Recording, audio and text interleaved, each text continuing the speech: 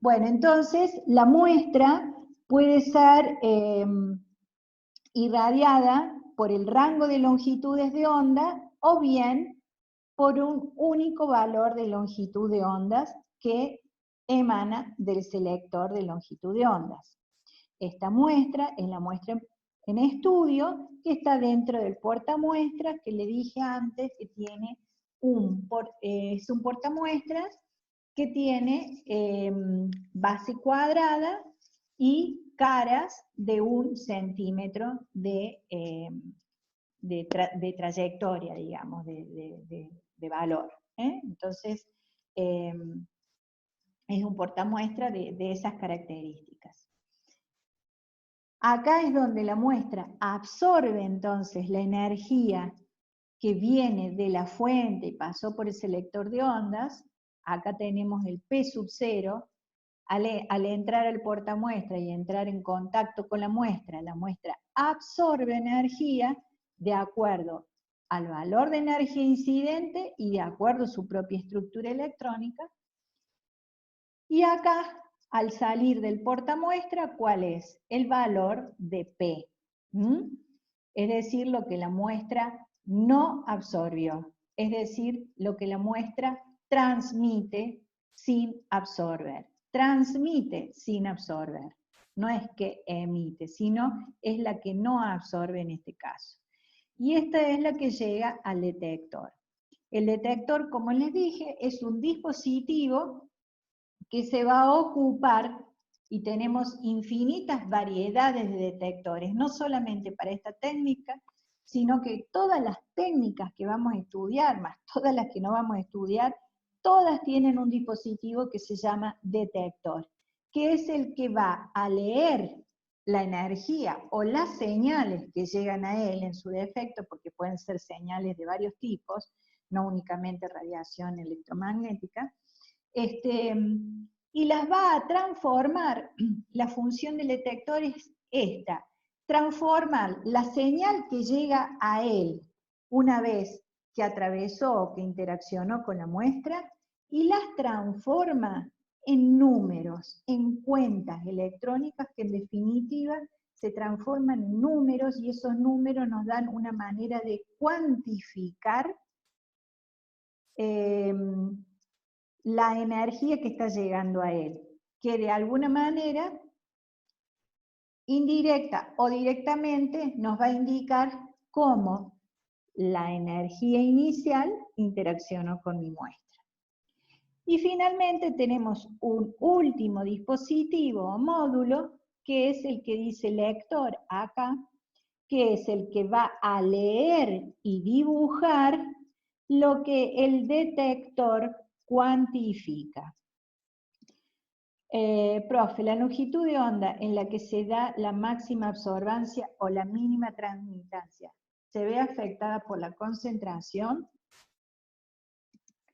Bien, en general, no, es como identificativo de la sustancia. Pero tengo que decirles algo en relación a la concentración, que ya lo vamos a ver. Bien, entonces es importante que hoy veamos y conceptualicemos esto. Esto es muy simple, acá está dibujado recontra simple, pero es esta secuencia la que se sucede en un equipo para la técnica como estamos viendo ahora. Después ya vamos a ir a ver un poquito más en detalle, pero es importante que sepamos cómo es el equipo. Volvamos a las gráficas que estábamos viendo. Habíamos visto esta, que dijimos que es identificativo el mínimo o el máximo de la sustancia, no así de la concentración, aunque la concentración puede variar y correr un poquito más, esto para acá o esto para allá. Yo ahora, ya que me hicieron esa pregunta, les voy a comentar. Este mínimo o máximo, en su consecuencia puede ser el máximo, puede quizás desplazarse un poquito más o menos, pero ya les dije, es identificativo de cada tipo de sustancia, pero puede llegar a desplazarse en el caso, por ejemplo, de que esta sustancia no esté disuelta, por ejemplo, en un solvente. ¿Qué vamos a tratar? A ver, ¿qué tenemos que tratar siempre? De usar como solventes, es decir, solvente entendiendo una sustancia que me disuelva que me disuelva y me diluya otra sustancia a la cual quiero estudiar. Esta técnica es muy efectiva para sustancias o soluciones diluidas. Trabaja bien, y acá estamos teniendo media concentrada, digamos, la solución. Pero, digamos, trabaja muy bien para soluciones diluidas entre valores de 0.01 molar para abajo. A medida que aumentamos las concentraciones, digamos que vamos a tener particulitas de la sustancia que estamos estudiando. Acá tendríamos una solución acuosa de cloruro de cobalto disuelto en agua. Si nosotros aumentamos, y le estoy hablando de esto para esta técnica en particular, si aumentamos la concentración, lo que puede ocurrir, o lo que ocurre de hecho, y es un error de esta técnica, por eso hay que procurar de trabajar con soluciones diluidas, es que tengamos las particulitas de la sustancia problema, en este caso vamos a hablar de cloruro de cobalto, mucho más cercanas entre sí en el recipiente que nosotros lo tenemos. Al estar más concentrado vamos a tener particulitas o presencia de moléculas de cloruro de cobalto más cercanas entre sí. Al estar más cercanas entre sí, puede haber interacciones de tipo electrostáticas entre sí, que a su vez se vean afectadas por la incidencia de la radiación de estudio que proviene de la lámpara. Y eso no queremos que suceda. Nosotros queremos que suceda que la radiación que proviene de la lámpara incida libremente sobre cada una de la presencia de las moléculas en estudio, sin que éstas tengan a su vez una interacción entre sí. No sé si me entienden.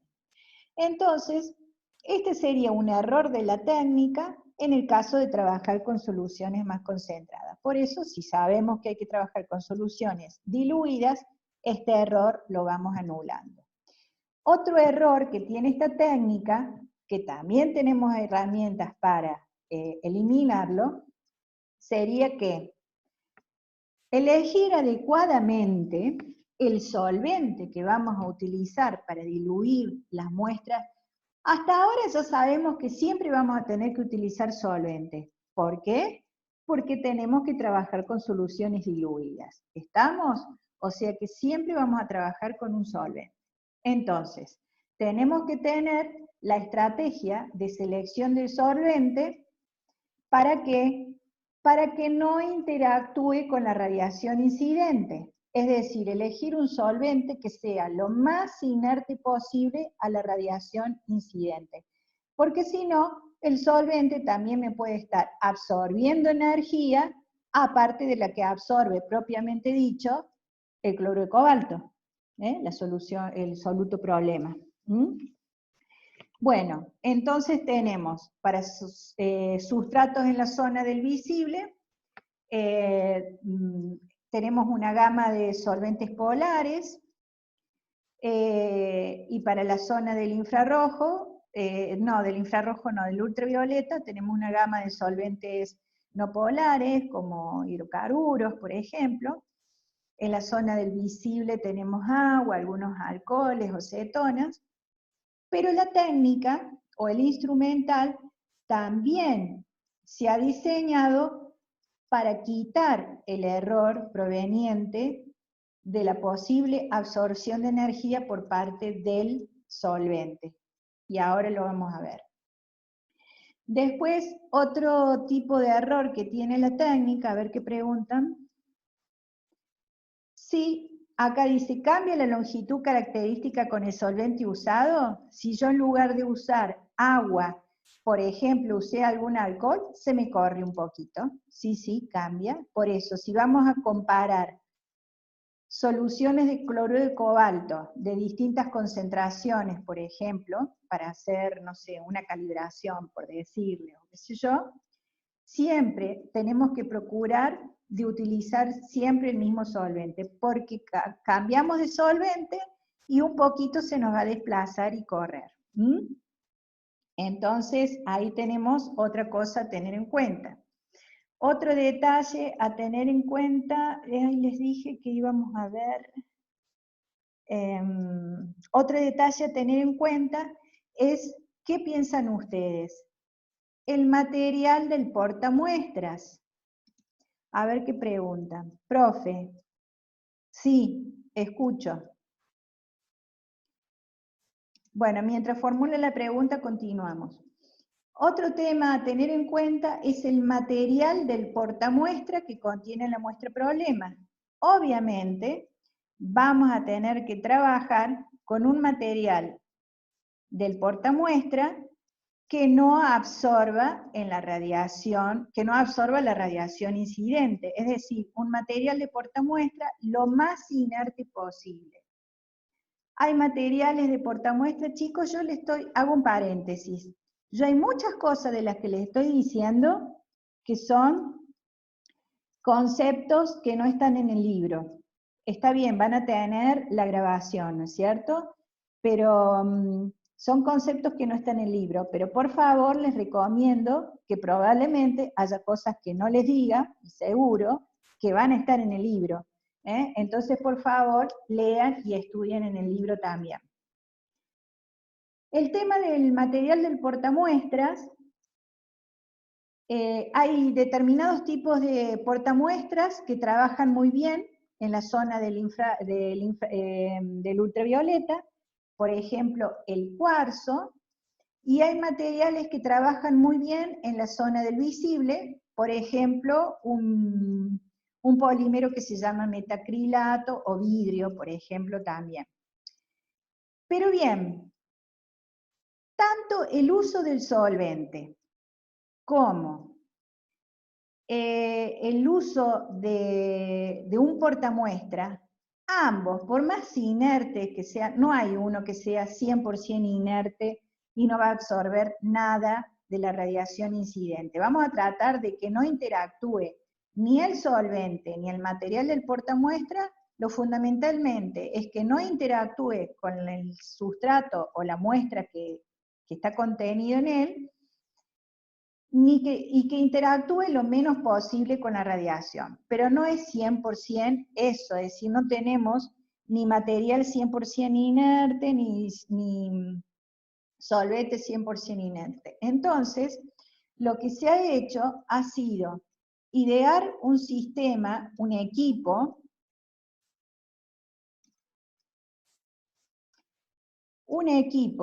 que difiere un poco de este esquema que yo les mencioné y que les expliqué recién, y que lo vamos a ver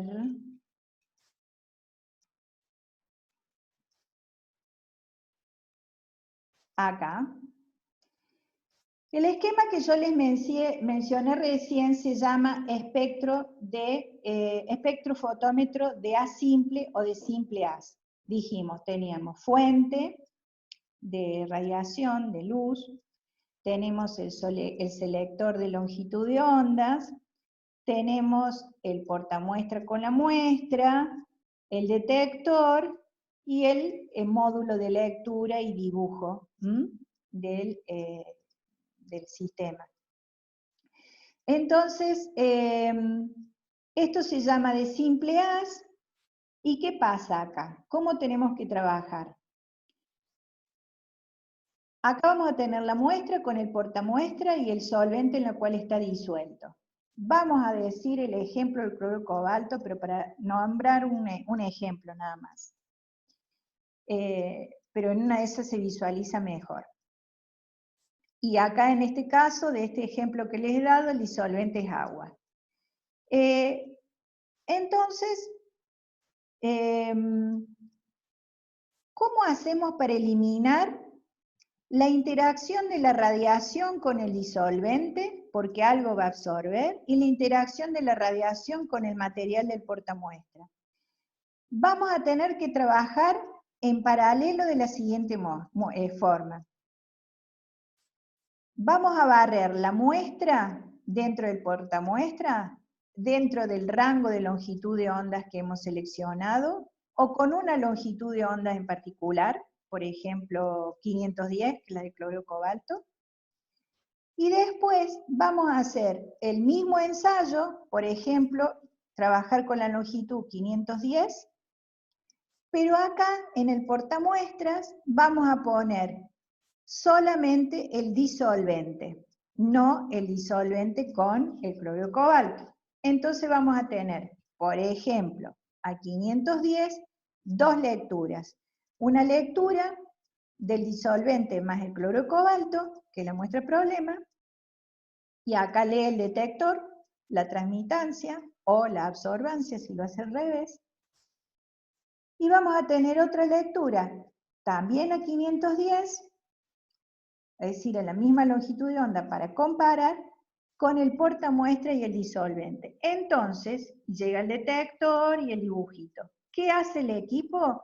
El equipo por sí solo va a restar lo que absorbió el disolvente y el portamuestras, y se lo resta a la señal que leyó a la misma longitud de onda incidente que leyó con la muestra problema. ¿Se entiende? Entonces acá, manualmente, vamos a tener que hacer un barrido con un portamuestra de referencia y un portamuestra con la muestra problema real. En cambio, viene un equipo superador a ese, que es este que se llama espectrofotómetro de doble haz, donde en un mismo ensayo y en una misma corrida tenemos la fuente, la irradiación de la energía de la luz, el selector de la longitud de ondas, y tenemos un sistemita que acá le dice chopper, que es un disco metálico que tiene orificios, donde la radiación que viene de acá, de la fuente y del selector de longitud de ondas, si choca con una ventanita metálica, desvía la longitud de onda por este otro camino, no pasa por acá, sino que la desvía, y por espejos, y etcétera, etcétera, la hace pasar por un portamuestras, donde está, por ejemplo, la muestra de referencia, es decir, el solvente solo adentro del portamuestras, llega acá, por ejemplo, nos quedamos ahí un momentito, cuando este chopper está en un disco que gira constantemente, está girando con un motorcito. Si la radiación incidente a este disco, en vez de chocar con una partecita metálica, traspasó un orificio, mejor dicho, entonces no se desvió la radiación para allá, pasa directo a este otro portamuestras, que tiene la muestra problema con el disolvente. Ambas señales se juntan acá, ¿y qué pasa? Se restan, se suman estas dos señales, se suman o se restan, se suman las dos señales, pero en definitiva, lo que absorbió el solvente más el portamuestra es restado a lo que absorbe el solvente más el portamuestra más la solución problema netamente dicha. Entonces, lo que sale de acá emitido al detector es exclusivamente lo que absorbe la muestra problema, en este caso cloro cobalto solo. ¿Sí? Y este equipo de doble haz es superador al de simple haz y nos simplifica y no tenemos que estar nosotros cambiando el portamuestra en el sistema y poner un portamuestra con el problema, un portamuestra con el solvente solo y así, que es mucho más manual. En el trabajo práctico laboratorio íbamos a usar los dos equipos, porque los tenemos en los dos equipos. Pero bueno, vamos a tratar de hacerlo visualmente lo mejor posible, ya sea en la clase de hoy y en la de mañana. Profe, con el tema del solvente, ¿qué solvente sería transparente Bueno, por eso, para el UV tenemos una gama, UV es el ultravioleta, tenemos una gama de solventes, como les dije, hidrocarburos, muy usado el hexano, por ejemplo. Para la zona visible tenemos más polares, agua, alcoholes, cetonas. Igualmente toda esa info está ahí en el libro también. Bien. ¿Qué más tenemos? Entonces ya vieron que tenemos varios errorcitos que los podemos ir minimizando y subsanando en esta técnica teniendo en cuenta eso. Cuando ustedes agarren el portamuestra, fíjense hasta el sudor de los dedos con que van a agarrar este portamuestra, a veces quedan adheridos en las paredes del portamuestra, y eso también puede afectar la absorbancia de la radiación incidente en el portamuestra. Entonces, normalmente no hay que tocarlo con las manos, hay que agarrarlos con papelitos a los portamuestras para evitar ese tipo de interferencias. ¿Qué más tenemos? Bueno, nos habíamos quedado acá. Igualmente esto mañana lo van a ver con Sole. Me voy a quedar, antes de continuar con esto, voy a hacer un par de preguntiñas más. Paramos un poquito, pausar la... Estábamos en este gráfico. ¿Me escuchan, no? Sí. Estábamos en este gráfico. Luego vamos a pasar a este otro, que como les dije, esto lo van a ver mañana, con Sole. Por lo tanto, a ver si me queda algo más del equipo para mostrar.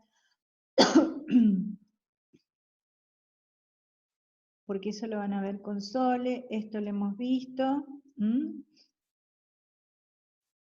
Miren, este es el portamuestras para cubeta, le decimos, en la técnica ultravioleta visible, al portamuestras, donde va la muestra, la solución, le decimos cubetas. Estas cubetitas tienen entonces cada una de las caras, o sea, la base es cuadrada, y cada una de los lados de ese cuadrado es 1 centímetro de longitud. Estas cubetitas son para líquidos, es decir, los líquidos pueden ser una sustancia líquida disuelta en el solvente, o puede ser una sustancia sólida disuelta en el solvente. En el caso que tenemos gases, tenemos celdas especiales para muestras gaseosas.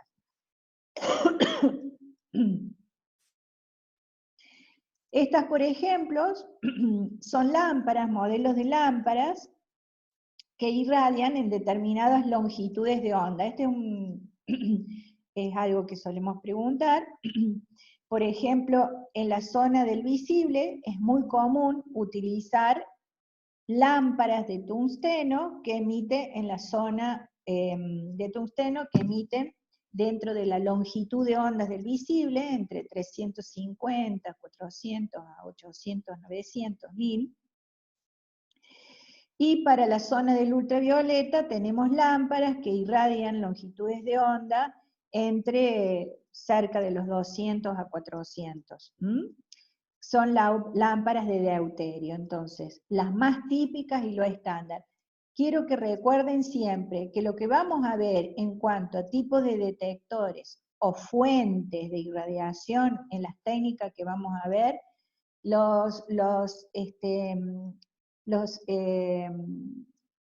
empresas que venden instrumentales y que diseñan, realmente cada vez hacen equipos mucho más sofisticados, con nuevos adelantos. Nosotros vamos a ver lo más estándar, lo más simple, lo más económico. En definitiva, las técnicas o los métodos no varían mucho, el entendimiento de la interacción energética con la materia siempre va a ser la misma.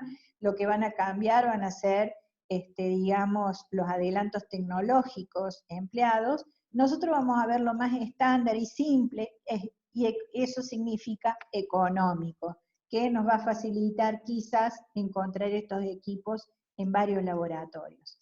Entonces, para la fuente de irradiación visible, tenemos lámparas de tungsteno que irradian en esta longitud de onda, la zona visible, preferentemente entre 350, 800, 900, donde es más sensible la lámpara, y la zona del ultravioleta, una lámpara de deuterio que irradia alrededor de esto. Recuerden que los portamuestras también varían, el material de portamuestra va a variar dependiendo si vamos a trabajar en la zona del visible o en la zona del ultravioleta. Dijimos que en el ultravioleta van a ser portamuestras normalmente de cuarzo, en la zona visible normalmente metacrilato, que es ese polímero que les mencionaba, o vidrio puede ser también. Detectores, no vamos a ver, chicos, no vamos a ver detectores, porque hay una gran variedad de detectores. En definitiva, cuando compramos un equipo, tenemos opción de elegir qué tipo de detector vamos a querer que nuestro equipo tenga. Pero una vez que ya lo compramos, el detector va a ser siempre el mismo. Por eso en esta oportunidad, en esta técnica en particular, en la de la semana que viene también, no nos vamos a detener en el entendimiento del detector, porque no es algo que vamos a tener que estar cambiando dependiendo de la muestra que analicemos, por ejemplo. El detector en este equipo está siempre. Por lo tanto, no nos vamos a dedicar a estudiar distintos tipos de detectores. Pero en el caso que las técnicas nos obliguen a cambiar el detector en un mismo equipo en función del tipo de sustrato que querramos analizar, ahí sí vamos a tener que estudiar los detectores, para saber cuál es el que nos conviene utilizar en función de la muestra problema que nos vino a nuestro laboratorio. ¿Qué más tenemos acá? Entonces esto ya lo hemos visto. Nada más, entonces termino de explicarles que queda poquito y vemos este gráfico, perdón, espero que no se mareen.